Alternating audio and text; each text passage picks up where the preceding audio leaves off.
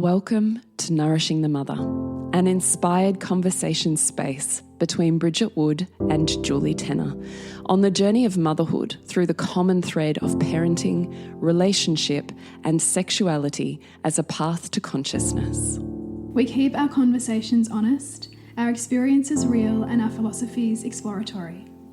We believe that in order to raise incredible humans, we first have to raise ourselves. We know that in order to rock the family, you've got to nourish the mother. If you are here, you care about paving a path of conscious and intentional motherhood, connected with yourself and your gifts, and also illuminating your children in theirs so we may raise more whole humans who can impact this world in a more humane way. If you desire to integrate your learnings practically and supportively, head on over to bridgetwood.life or julietenner.love to go deeper. And for all live-streamed pre-release podcasts and all our free content, head over to our free Facebook group, Nourishing the Mother with Bridget Wood and Julie Tenner. We are Julie Tenner and Bridget Wood, and we are so grateful you're here. Hello and welcome to Nourishing the Mother. I'm Bridget Wood. And I'm Julie Tenner. And today's podcast is recognizing when you flipped from activism into stuck anger. And it comes from a beautiful listener's question. It does. So this listener says, hello beauties. I have a pod topic I'd love to hear cover. I've been thinking a lot recently about how I toe the line of anger versus activism. I feel like when there are all of these big important things we crave to create and see change in, that it can be really easy to slip into being so enraged and angry and almost petulant at the world or figureheads that are stopping the progress. I guess I'm curious of how you both perceive the difference between enough fire in your belly and anger to create change, and when that anger tips over and becomes a beast. Maybe it's easier to be angry at these external things than face what needs addressing in ourselves first. Maybe it gives a sense of power to be angry when we feel powerless to create change at times.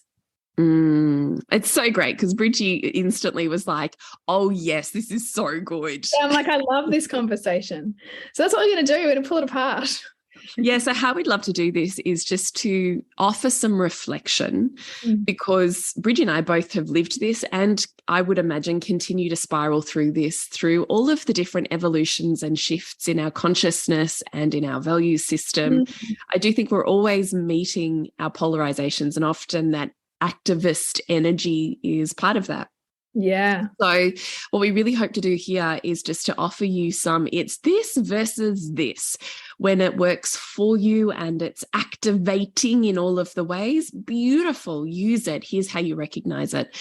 And when it's flipped into something that is not so useful or helpful to you, then it's going to look like a stuck anger or energy in the body. And then it might look like these particular things. So where I would start this conversation, and then Bridgie will, I no doubt, have things to say about it when it has to do with some of the other points that are coming up, is the first thing I always think about is my heart connected or is my heart disconnected? Because when I'm fueled with rage, when that thing that I'm polarized on and that I see as such an injustice in the world and as harming to the people that I love and care about and the way that I see the world, it can move from something that uses my connection and my natural inspiration and my desire to affect change from a grounded place, thereby loving everyone. My heart's connected. I can love you in your difference. Versus my heart's totally disconnected. I'm in anger. I want to crush you. I want to squash you. I want to tear this establishment apart, which of course inevitably creates just as much harm as I'm rallying against. So for me, the first step in recognizing when this is useful and when it's spiraled into something that's more triggering from my past stuck stuff or whatever's happening in my psyche is, for me, is my heart connected? Can I love everyone here? And if I can't feel my heart, if I can't love these people, if I can't be grounded, my heart rate steady, calm, sacred space within me as I'm having these difficult conversations, or I'm moving through a methodical process towards change, then I'm not ready for it. Yeah, another way to kind of almost phrase that is am I humanizing people here, or am I dehumanizing people here? Because when you're humanizing people, you're loving them in their humanness, and their humanness means that they're often going to see things and the world different to you. Whereas when you're dehumanizing and you're disconnected from your heart, then they're just obstacles, collateral damage. You don't care because you're so connected to your own anger and your own righteousness that you don't really care about the people around you. Yeah. Well said. When we're connected to our self-righteousness. Yeah. Yes. When we're in pride. Yeah. Yeah. Totally. Yeah, and ultimately we get nowhere really with that, because we're very hard to hear. Yes. Yes.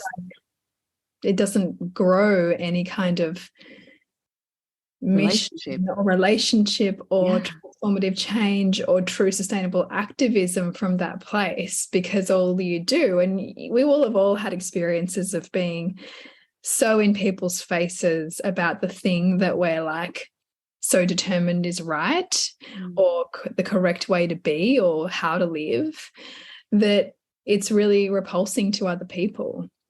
Yeah. And when we're not caring about the other person's experience or their values or their humanity, then that's how it registers. That's kind of how that activist energy registers for another person. Yeah, totally. The next point that we had for recognition was, is this an experience of anger that pulls you forwards?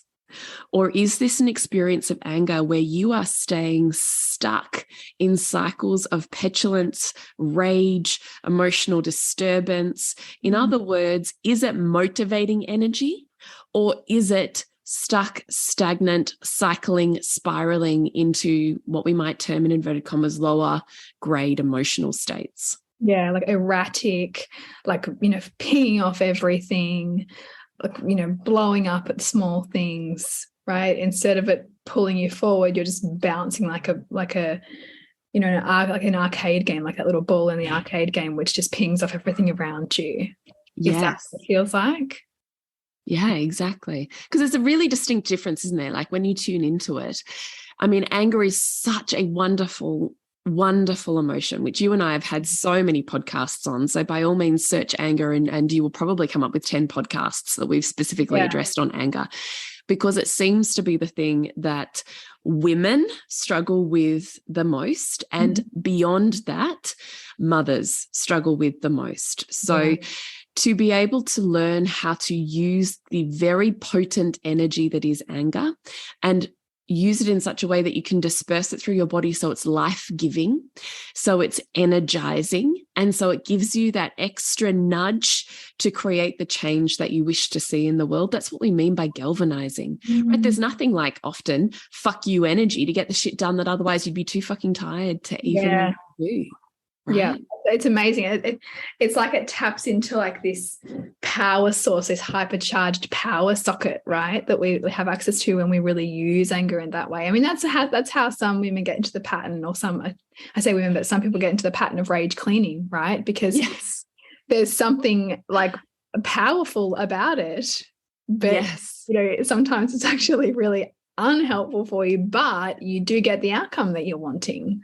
Well, with great power comes great responsibility, right? So you have a very potent, as you said, power socket or plug into this particular energy. The only consideration is, how will you wield that power? How will you wield that sword? That's the responsibility. Are you using it for destruction and squashing others? Or are you using it as an agent for change? Are you using it to affect marvelous, wonderful things in the world? Because it's the same energy. It's the responsibility of those in the power to use it. So I see that the same with anger. The next one we had is it consuming you with fixing everything outside of you? Or are you able to hold self-reflection? Yeah, this is a really great question to ask yourself, because sometimes what can happen if our own inner world feels too overwhelming or too much full of guilt or shame or stagnancy, then we can start to kind of like look past that at everything we think out there that needs fixing. Right? Like that we see that's wrong in the world. And that might not necessarily be wrong, but it feels almost safer sometimes to focus on the thing outside of us that we don't have as much skin in the game with, that we can have an opinion on and get really annoyed about, but is actually well beyond our circle of influence, to put our energy, because we get to express it all, but we don't also have to be responsible for doing anything about it. So when we talk about this point, we're really talking about, okay, yes, have big visions. Yes, have big goals. Yes, dream of a new world or overhauling a system or, making a dent in a way that's really meaningful for you. But also not at the cost of, okay, is my own bed made? Am I raising my own children with the values that I see are lacking outside there in the world somewhere? Am I keeping myself accountable to dot my I's and cross my T's if I'm seeing things that are undone or unfinished, or people are lacking responsibility in getting done outside of me? Because if I'm not also willing to look at myself, then the outer world's going to continue to feel loud and oppressive and triggering, as an invitation for me to look also at myself, about my world of influence. Just a brief break to the podcast to let you know what's happening in our world. So in bridgetwood.life, you will find Reimagining Motherhood, which is a beautiful membership space where you can come into and really be held and seen in community of other women who are really seeking to expand themselves in motherhood and really be at that intersection of where conscious parenting and the whole woman collide. So it's not either or, it is this beautiful melting pot of the two, so that you can really dig deep and expand who you are on this mothering journey. And what about you, Jules? Is Queen School. So Queen School is now an online course with 4 full modules that you are self-paced and work your way through, combined with 12 months of really stretching that out as I help you really integrate, embody, and move through the blocks so that you can literally become Queen School in your life. So Queen School is all about connection, pleasure, sensuality, magnetic communication, feminine energy, and embodiment with me over now a beautifully integrated 12-month experience. So you can find out more at julietenner.love. I don't think we can spend long enough on this because it's a bit of a head spin, really, isn't it? So all of this is sitting upon the universal law of reflection, right? So we don't see the world or other humans as they are, we see them as we are. Because we could all be involved right now in the same experience. And if we took an eyewitness statement from each one of us in a separate room, we would all have differences in the accounts that happened. So this is where we're trying to say we do not see reality. There is no one reality. There is only the subjective experience reality of every person, which is filtered through what has created the way that you see the world. So your pain, your values, your experiences that we mush together like a pair of colored lenses. So, which is why even in relationships can feel really hard, right? Because there can be something going on with your child and you see it one way and your partner sees it completely differently. That doesn't make either one of you wrong. It means you've got different lenses, which is exactly what you were saying at the beginning, right? People are not designed to care and see the world in the same ways that you are. We're designed with different ways of seeing the world for different purpose. Yeah. And that's why there's always so much to gain when we can take ourselves to that edge where we want to put up all of our defenses and we want to bring in all of our self-righteousness and all of our research, especially in the case of parenting, to instead go, oh, okay, like this child in front of me or this issue in front of me, like would benefit from the intersection of my lens and my partner's lens, or my lens and that person, you know, who's got the completely different view of this to me. Yeah. But Yeah. it's the hardest thing to be in. It's so hard. It's so hard. Reaction to it. Yes, yes, yes. It's like a chemical reaction. It actually is like a chemical reaction, because it is. We're literally having that go on in our bodies.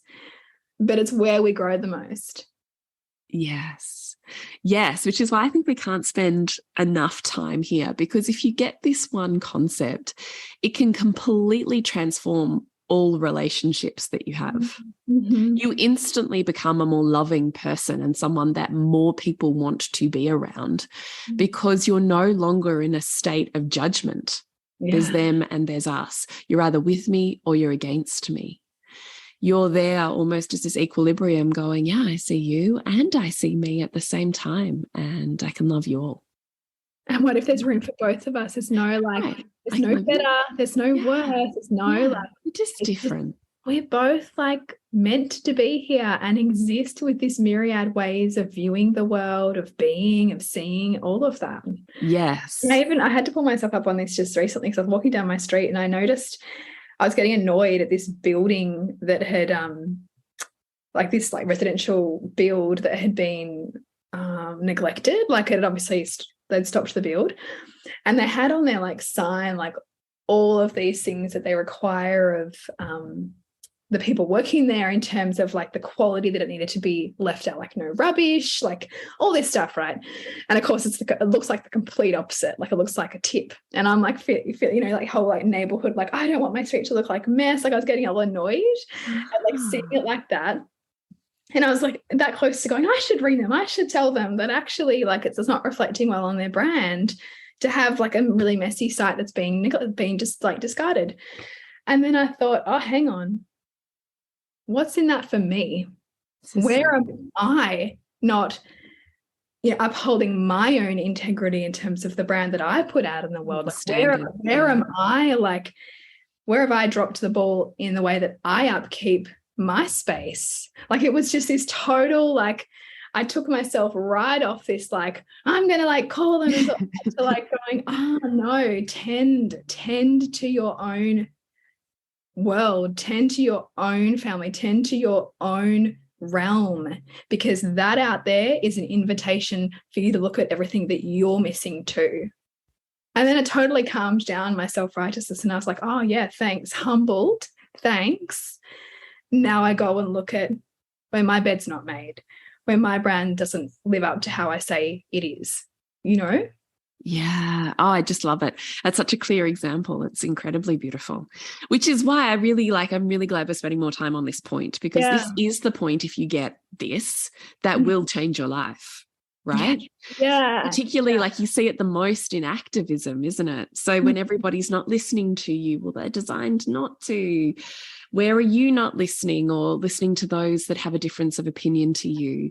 So and so there's that. And then there's, I loved your point on just laboring on, procrastination can also exist in the form of allowing ourselves to be constantly consumed by causes outside of us that are so huge they will never go away, they will never end, and that we could forever be consumed by. Yes. Yeah. Yeah, I think about that, like the example being, like I remember like 10 years ago when I worked, 15 years ago, maybe more, like I worked in media, and there was the TV channel that I worked for, it was all behind this like U2 event, and it was all about Make Poverty History. And I just thought, it's like, so I love the concept and I got so behind it, but you know, as you and I know with universal laws, like it's a fantasy. And yet, so how often do we get consumed by the fantasy of a one-sided world and the fantasy of affecting great change that's actually outside human possibility, right? Yeah, totally. And then asking yourself, because I often think when we're doing that and we're so behind this thing and we're so consumed by it, that we stop focusing on our own lives and self-reflection, and therefore, as you had said, circle of influence. You have just as much opportunity to affect enormous change within your circle of influence. So what is your circle of influence? Your family, as you said, your kids, your friendships, your school systems, your work systems.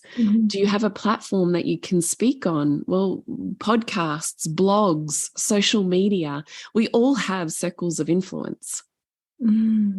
So being able to recognize when you're just allowing, it's almost like a mental discipline, when you're allowing so much of the spinning of the wheels that you're so activated. You're either activated, ranting, raging, trying to work towards this, or just so consumed by reading all of the media and all of the posts and seeing the world and listening to the podcasts that get you enraged about all of the injustice, versus turning that into something that's heart connected and that you have and can instigate heart connected influence over today. Not just continue to spin your wheels and consume your time, not moving forwards at all. You're just spinning in the same place over and over and over and over. How can I actually bring this down into something that I can work with? So, I mean, I'll give you another beautiful example. Obviously, my prolapse journey that I'm going through, right? I still I have to watch myself in this, because even this, I ride waves of that petulant, patriarchal, hating, misogynist, raging against the machine aspect of self, which actually completely derails me. Like I want to smash everything around me. I want to squash men. I want to yell and rant like a crazy person, and I just want everyone to listen to me. I just want everyone to, I want to talk over the top of everyone until they agree with me. Versus going, whoa, my energy body is leapt out of my body and is so far ahead of me. It's out. No, so far ahead. Right.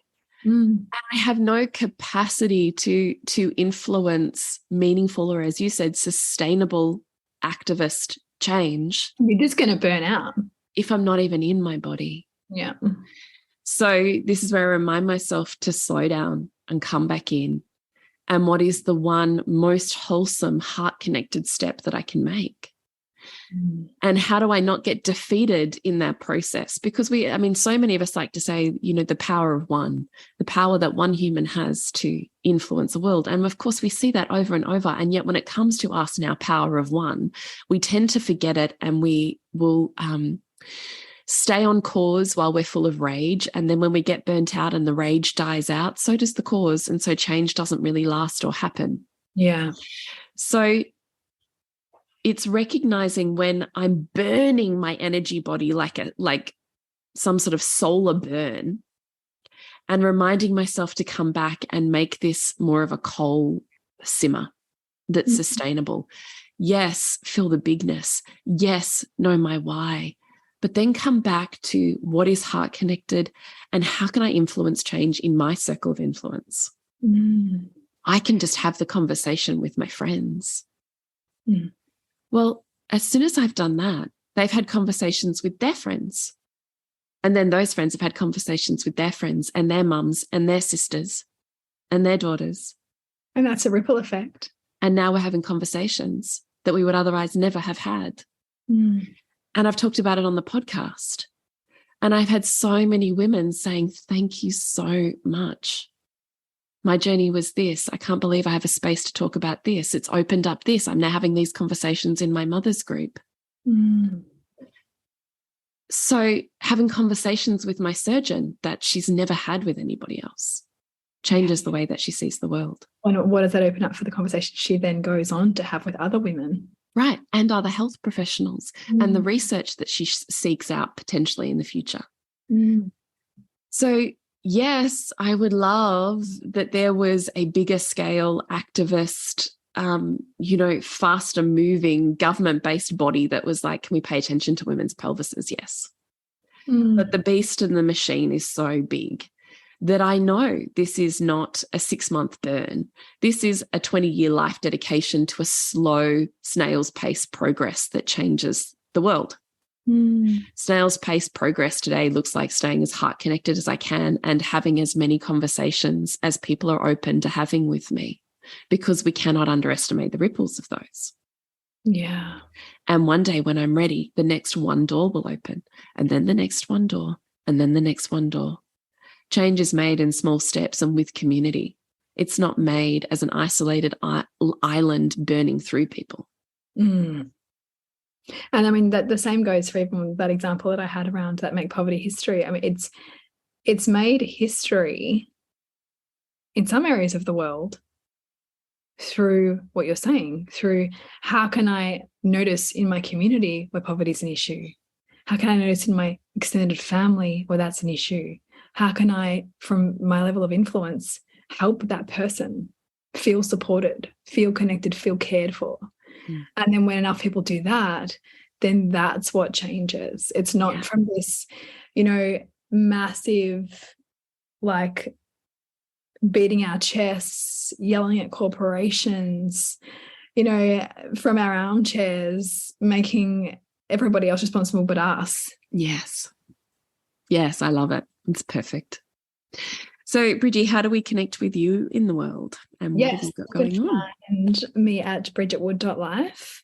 All things reimagining motherhood for the remainder of this year. So we're moving into embodying spaciousness. So how do we do that amid the demands of children's big feelings, amid the demands of our own yearning for our own lives, of our obligations, of our lives, essentially? What can we do as daily practices? What can we do in terms of how we set up our worlds to have that greater sense of spaciousness and choice? Because without any spaciousness at all, we're simply just reacting to life, and that's not fulfilling. So we're carving out room to have those conversations and practices inside Reimagining Motherhood.